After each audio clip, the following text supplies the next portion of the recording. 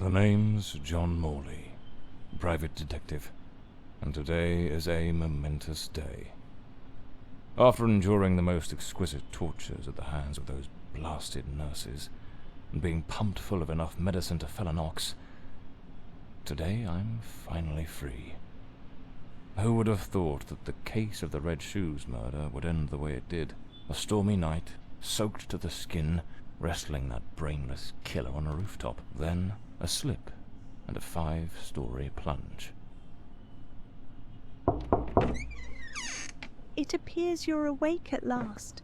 We had considerable difficulty rousing you earlier this morning, so I deemed it best to let you rest a while longer. I bring you good news. The latest test results are favourable, and the doctor has authorised your discharge. You are now officially ready to go. I have placed your belongings on the table. Oh, and a lady stopped by this morning with some clothes from the dry cleaner.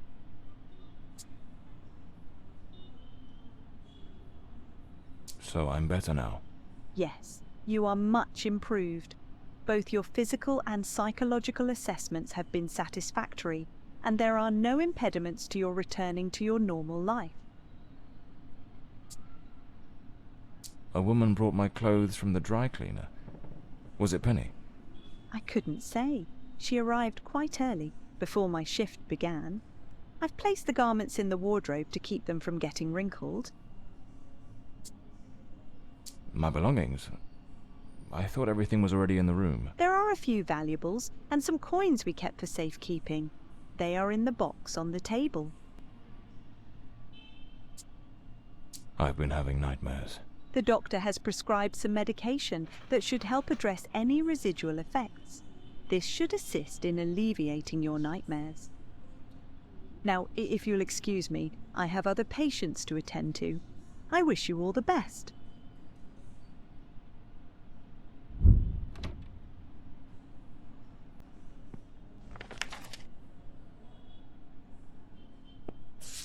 That's me, the bloodhound Morley. Story of my life. Nearly broke. I better get dressed. The hospital gown that ties in the back doesn't exactly scream professional. So the mystery woman who took my clothes to the cleaners was Penny after all. I usually use the wind. I should get myself a pair of derbies. Or brogues. They're much more comfortable. Besides, if I slipped, it was because of those damned hard soles. Looks brand new. The collar's pristine. Well-structured shop. These do a fine job of hiding any belly. You can't complain about that. This note's from Penny, my secretary. She must have left it here a few days ago while I was still under observation. Damn it. Rainy and overcast. Typical London weather. Blimey, it's nearly noon. I must have lost track of time in those blasted nightmares.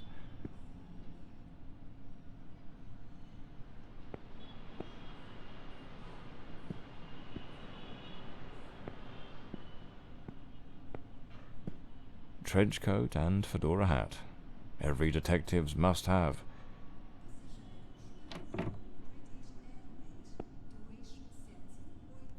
I'd better hurry up. Just like Penny says in her note, I might have a new client this afternoon. And with the way things are going, I can't afford to let that slip away.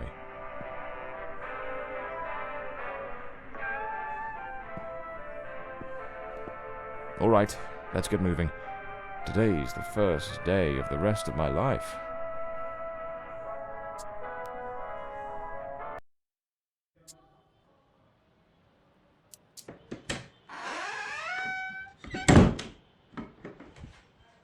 Back again.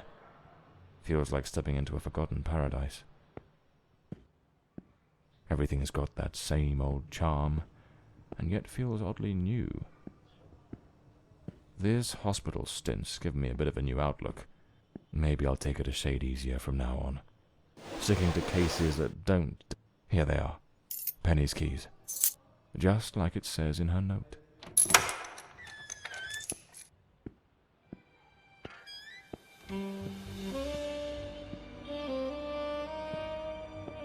This one's a favorite. The jealous lover solved everything with a few blows from an ashtray. Brutal, but effective. This case is worth its weight in gold. Everything you need for a portable lab. My files. Cases, clients, debts. Too many debts. Far too many. Even the coppers missed it. The slant on the letter E. That's what gave away the typist in the black letters case. Penny's desk. I ought to give her a ring and try to sweet talk her into coming back. So this is Peter. That smug grin's got "punch me" written all over it. The murder weapon from the cadaver collector case. Nasty business, that one. The case of the Red Shoes murder. One of the most complicated I've faced. Finally. Case closed. My desk, strangely tidy. Normally it's buried under papers, notes, bits of evidence. Penny must have wanted to leave everything spick and span before she walked out on me. Another one of my cards. But this one has my last name circled.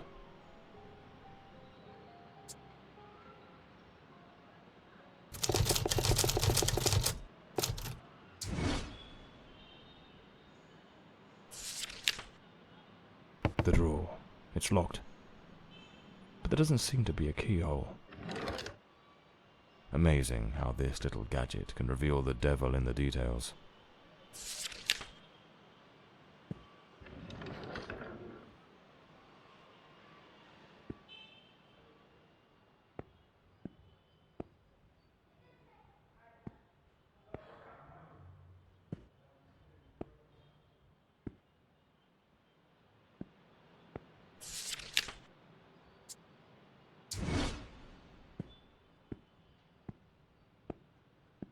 The umbrella with a bullet hole.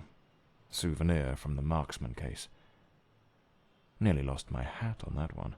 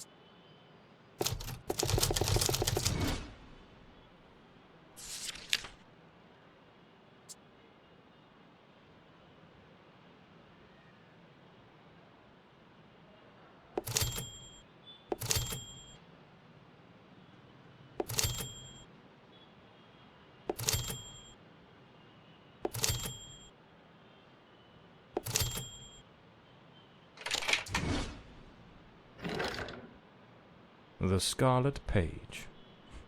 I trust Penny didn't go snooping through my things while I was away.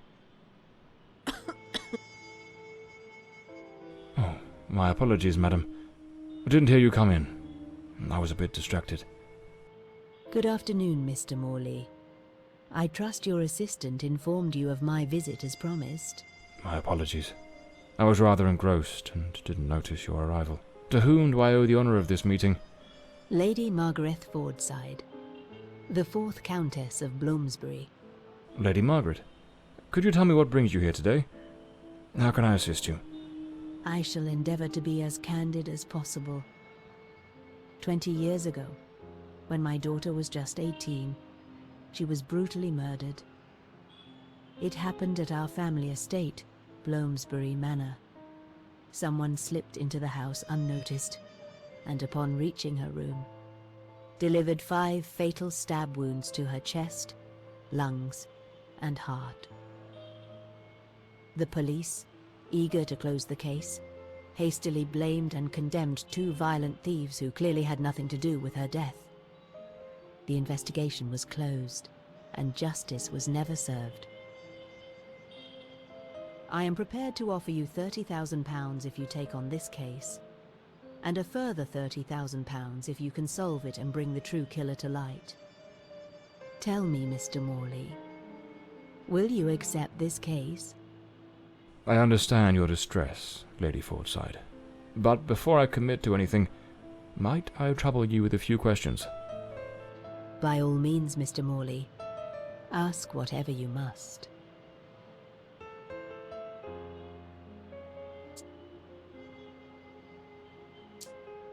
A case that's been cold for 20 years. You certainly don't make it easy for me, Lady Margaret. What made you decide to seek out a detective now? For over 2 decades, I've fought tirelessly to have the case reopened, to prove that the real murderer escaped justice. But all in vain. Neither solicitors nor well-meaning police friends, nor even journalists hungry for a dark story have managed to uncover anything. Then one day, I read about your success in solving the case of the Red Shoes killer. Regrettably, I also learned of the unfortunate incident that left you hospitalized with grievous injuries. On the advice of your secretary, Miss Penny, I waited patiently for your recovery. And now, here I am.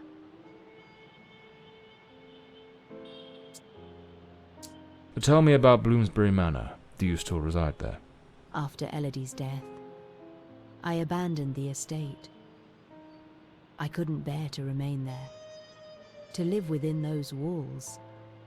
Even now, when I visit the manor, it still feels as though I can hear her footsteps echoing through the halls, her voice humming that old melody, the delusions of an old woman who has mourned her daughter for far too long, Mr. Morley. No mother should ever have to bury her child. Should you accept the case, Bloomsbury Manor would likely be the best place to begin the investigation. I shall not impede your work, as I now reside at Bedford Square, in the heart of the city.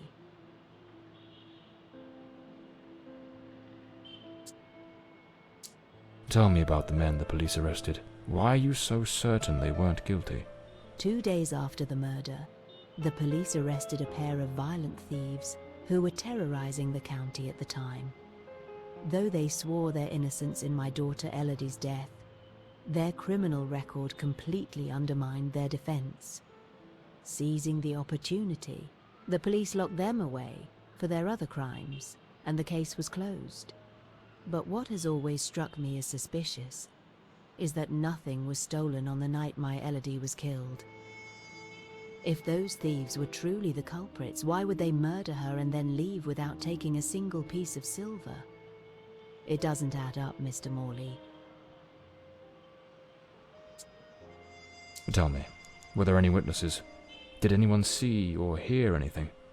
It happened at midnight.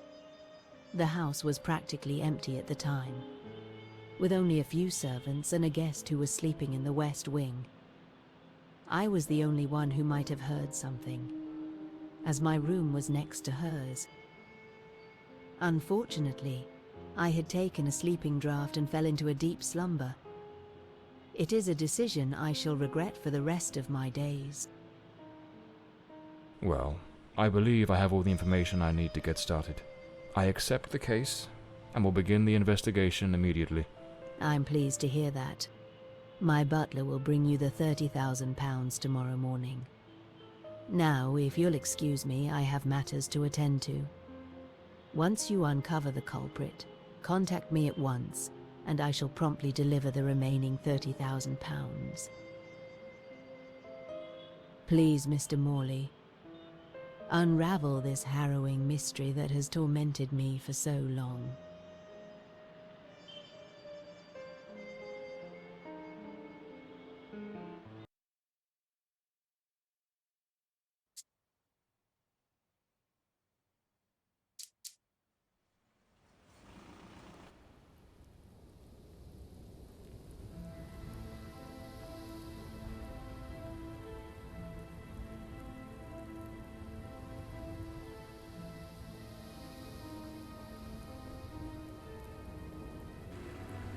As I made my way through the dense forest path, a haunting silence enveloped the air. It was as though the very night of the crime still lingered here, shrouded in an eerie calm. The manor stood before me, its facade as inscrutable as the shadows that danced in the moonlight. Every step I took felt like a step deeper into the heart of a mystery that refused to be forgotten.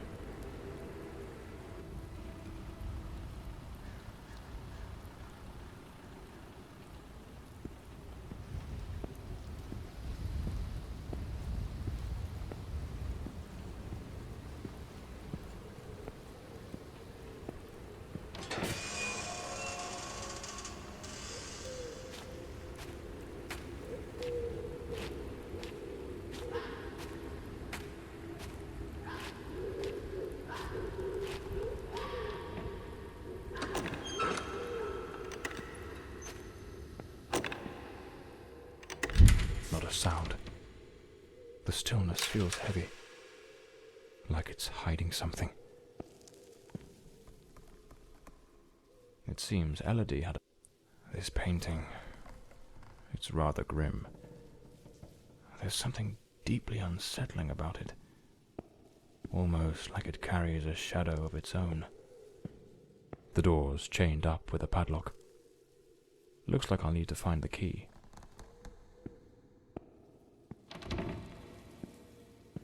A blue moon, fitting for a place haunted by its own secrets.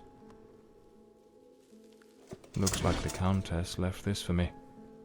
It could be useful for getting around the place. It seems Lord Fordside was a renowned sculptor, though his works were somewhat sinister.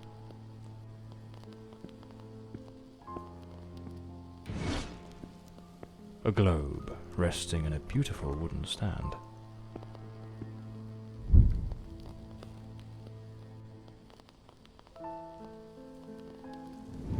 So, the housekeeper left a note for the Countess, asking her to meet here on the day of the murder.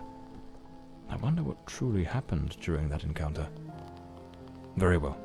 Let's piece the events together, step by step.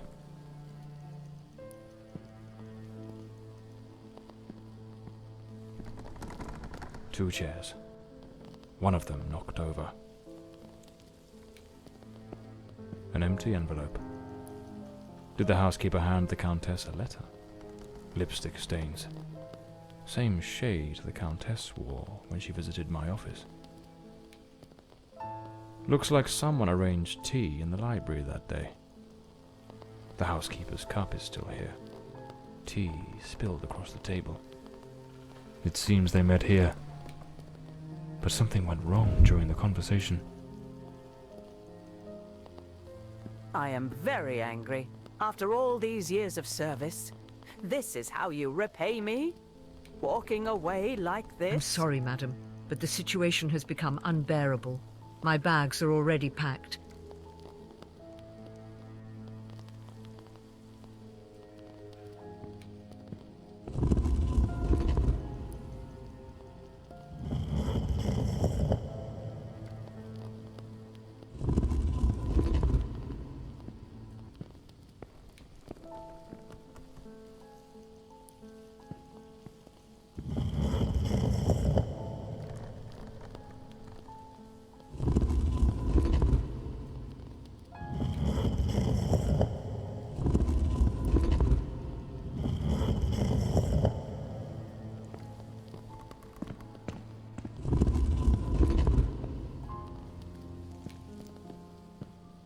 The lock has been concealed.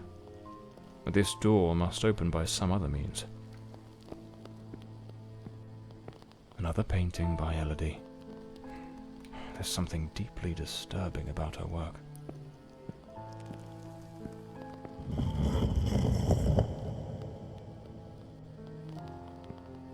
Looks like this is the Fordside family book, showing some of their ancestors.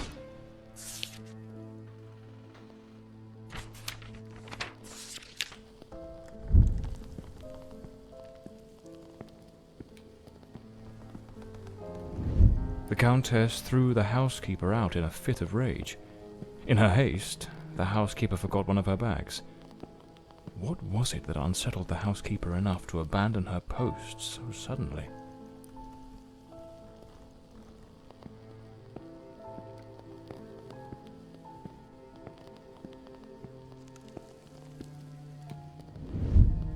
Lady Fordside, still seething, burned something in the fireplace.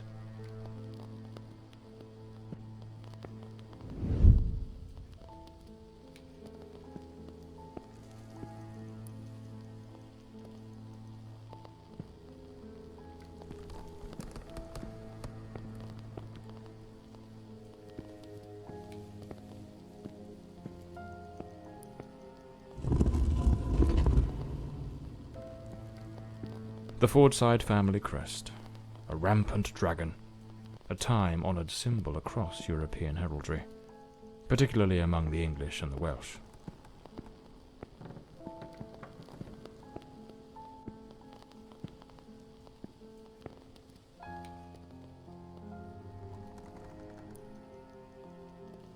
The housekeeper resigned.